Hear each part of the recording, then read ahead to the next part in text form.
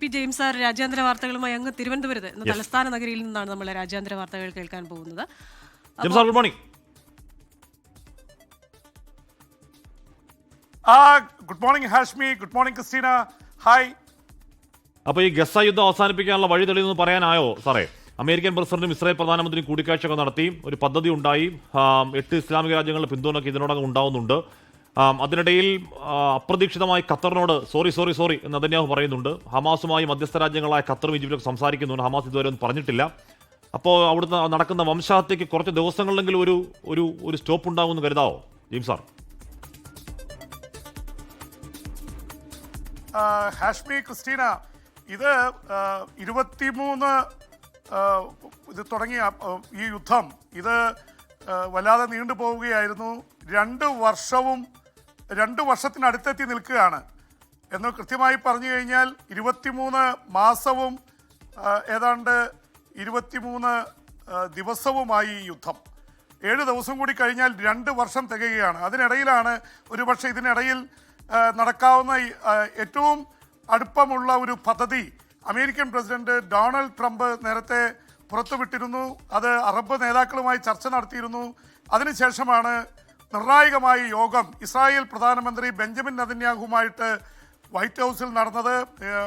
UN general അസംബ്ലിയിൽ പങ്കെടുക്കാൻ എത്തിയതായിരുന്നു നെതന്യാഹു. എന്തായാലും ദീർഘമായ സംഭാഷണമാണ് അവർ തമ്മിൽ നടന്നത്. അതിൽ വളരെ പ്രധാനപ്പെട്ട ബ്രേക്ക് ത്രൂ എന്ന് പറയുന്നത് പല കാര്യങ്ങളും അമേരിക്കയും ഇസ്രായേലും തമ്മിൽ അഭിപ്രായ ഭിന്നതയുണ്ടായിരുന്നു. അത് നീക്കിവെച്ച് അവർ രണ്ടുപേരും ഈ പദ്ധതി 20 പോയിന്റുള്ള ഈ സമാധാന പദ്ധതി അമേരിക്കയുടെ അംഗീകരിക്കാൻ തീരുമാനിച്ചു എന്നുള്ളത് ശ്രദ്ധേയമായിട്ടുള്ള കാര്യമാണ്. ഒപ്പം തന്നെ 8 ഏറ്റവും പ്രധാനപ്പെട്ട ഇസ്ലാമിക രാജ്യങ്ങൾ ഈ പദ്ധതിയെ അംഗീകരിച്ചു എന്നുള്ളതാണ്. അതുകൊണ്ട് തന്നെ ഏതാണ്ട് ഒരു 80-90% ഇത് വെടിനിർത്തലിലേക്ക് എത്തി. ഇനി ഇത് ഹമാസിൻ്റെ കയ്യിലാണ്.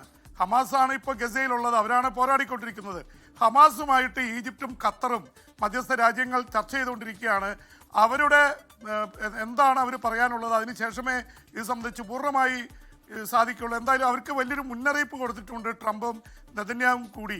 ട്രംപ് പറഞ്ഞിരിക്കുന്നത് നിങ്ങൾക്ക് ഈ പദ്ധതി സ്വീകരിക്കാം, ഇല്ലെങ്കിൽ ഹമാസിനെ എങ്ങനെ വേണമെങ്കിൽ നശിപ്പിക്കാനുള്ള പദ്ധതിയുമായിട്ട് ഇസ്രായേൽ പ്രധാനമന്ത്രി ബെഞ്ചമിൻ നെതന്യാഹുവിനും അവരുടെ ഭരണകൂടത്തിനും മുന്നോട്ട് പോകാം, അമേരിക്കയുടെ പിന്തുണയുണ്ടാവും. അപ്പോൾ ആ മുന്നറിയിപ്പിലാണ് നിൽക്കുന്നത്. ഒരുപക്ഷെ ഈ 8 ഇസ്ലാമിക രാജ്യങ്ങൾ വളരെ പ്രധാനപ്പെട്ട രാജ്യങ്ങളാണ്. Saudi Arabia, UAE, Jordan, Pakistan, Turkey, Indonesia അടങ്ങുന്ന രാജ്യങ്ങളാണ് ഇതിന് അനുമതി നൽകിയിട്ടുള്ളത്. അതിൽ ഖത്തറുണ്ട്. അപ്പോൾ സ്വാഭാവികമായിട്ട് ഖത്തർ, ഈജിപ്റ്റ് അടക്കമുള്ള രാജ്യങ്ങൾ ഇവിടെ പിന്തുണയോടെയാണ്. എന്ന് വെച്ചാൽ ഇവരാണ് ഇതിലെ പ്രധാനപ്പെട്ട പാർട്ടീസ്. അവർ മുഴുവൻ അമേരിക്കയുടെ ഈ പദ്ധതിക്ക് അംഗീകാരം നൽകിക്കഴിഞ്ഞു. ഇനി ഹമാസിൻ്റെ കാര്യം മാത്രമാണ് ബാക്കി നിൽക്കുന്നത്. അതുകൊണ്ടാണ് ഇതിനുള്ള വഴി തെളിയുന്നു എന്ന് പറഞ്ഞത്. ഹമാസിന് നിരാകരിച്ചാൽ സ്വാഭാവികമായിട്ടും ഗസയിലെ ആക്രമണം കൂടാനാണ് സാധ്യത.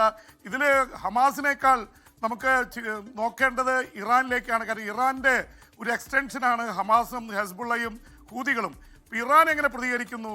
ഇറാനെ സംബന്ധിച്ചിടത്തോളം വളരെ പ്രധാനപ്പെട്ട ഇറാനാണ് അവിടെ ഹമാസിനെ വളർത്തിയത്. അപ്പോൾ ഹമാസിനെ നിരായുധീകരിക്കണം. ഹമാസ് ഒരു തരത്തിലും അവിടെ പിന്നെ പ്രവർത്തിക്കാൻ പാടില്ല എന്നുള്ളതാണ്. ഇത് മാത്രമല്ല അറബ് രാജ്യങ്ങളുടെയും ഒരു അന്താരാഷ്ട്ര സമിതി ഗസയുടെ നിയന്ത്രണം ഏറ്റെടുക്കും. ഇസ്രായേൽ അവിടെ നിന്ന് പിന്മാറണം. 72 മണിക്കൂറിനുള്ളിൽ ഇസ്രായേലി ബന്ദികളെ വിട്ടുകൊടുക്കണം. ഒപ്പം തന്നെ ഗസയിൽ നിന്ന് പിടിച്ചുകൊണ്ടുപോയ 250-ലേറെ പാലസ്തീൻകാരെ ഇസ്രായേൽ വിട്ടുകൊടുക്കും. ഈ തരത്തിലുള്ള ഇതാണുള്ളത്. അപ്പോൾ ഇസ്രായേൽ പിന്മാറാൻ സമ്മതിച്ചിട്ടുണ്ട്. പക്ഷേ ഹമാസ് നിരായുധീകരിച്ച് അവർ പിന്മാറാൻ തയ്യാറാവുമോ എന്നുള്ളതാണ് പ്രധാന ചോദ്യം. അപ്പോൾ ഹമാസിൻ്റെ ഇതിലേക്ക് എല്ലാ പ്രഷറും വന്നിരിക്കുകയാണ്. ഇറാൻ ഹമാസും നടക്കുന്ന ചർച്ചയിൽ നിന്നായിരിക്കും ഒരു പക്ഷേ ഇതിന് സമ്മതിക്കണോ വേണ്ടയോ എന്നുള്ളത്. കാരണം 66,000-ലേറെ പലസ്തീനികൾ കൊല്ലപ്പെട്ട് കഴിഞ്ഞു. 22 വർഷം തികയുകയാണ്. അപ്പോൾ 2 വർഷം തികയുമ്പോൾ ഈ യുദ്ധം അവസാനിപ്പിക്കുന്ന തരത്തിലേക്ക് കാര്യങ്ങൾ എത്തുമ്പോൾ ട്രംപ് വലിയ നിർബന്ധപൂർവ്വമാണ് നിൽക്കുന്നത്. ട്രംപിനെ സംബന്ധിച്ചിടത്തോളം ട്രംപിനെ ഇത് അവസാനിപ്പിച്ച് 7 യുദ്ധം അവസാനിപ്പിച്ചു എന്നാണ് ട്രംപ് പറയുന്നത്. അപ്പോൾ ഈ ഗസ യുദ്ധം അവസാനിപ്പിച്ചാൽ തനിക്ക് ഒരു നൊബേൽ സമാധാന സമ്മാനം കിട്ടുമോ എന്ന തരത്തിലാണ്. ട്രംപിന് അതൊരു ഒബ്സഷനായിട്ട് മാറിയിരിക്കുകയാണ്. എന്തായാലും എങ്ങനെ വേണമെങ്കിൽ നടക്കട്ടെ, ഈ ഗസയിലെ യുദ്ധം തീരണമെന്നാണ് നമ്മളൊക്കെ ആഗ്രഹിക്കുന്നത്.